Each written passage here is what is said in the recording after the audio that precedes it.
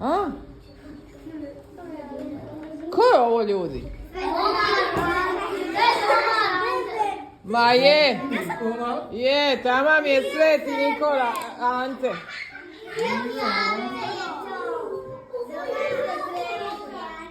A da...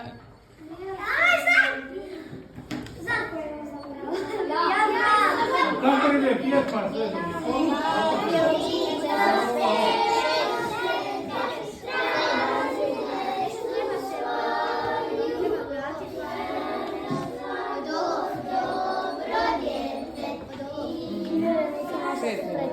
Bravo!